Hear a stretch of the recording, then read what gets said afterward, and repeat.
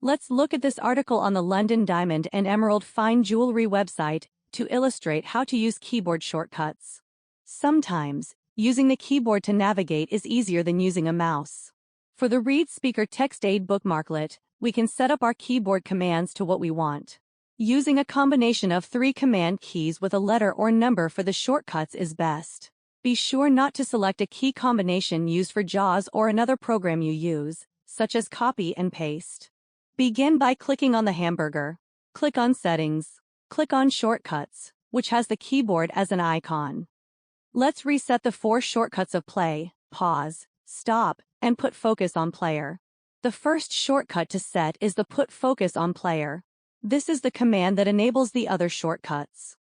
Click on the X to the right of the shortcut. Click in the rectangle. For our key combination, let's use Shift, Control, Command or Alt, and the 1.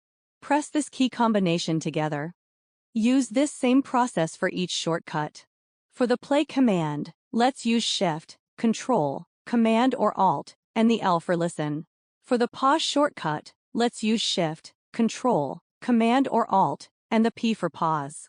For the stop shortcut, let's use Shift, Control, Command or Alt, and the S for stop.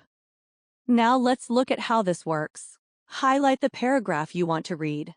Now, put your focus on the listen player by pressing the combination of Shift, Control, Command or Alt, and the 1. Press the combination of Shift, Control, Command or Alt, and the L, and the paragraph starts to play. History is full of some of the most beautiful and precious gemstones the world has ever seen. We paused it by pressing the key combination of Shift, Control, Command or Alt, and P. At this point, we can either resume listening or stop the listening. Let's stop it by pressing the key combination of Shift, Control, Command or Alt, and S. Now you are ready to set up your keyboard commands to work with your preferences.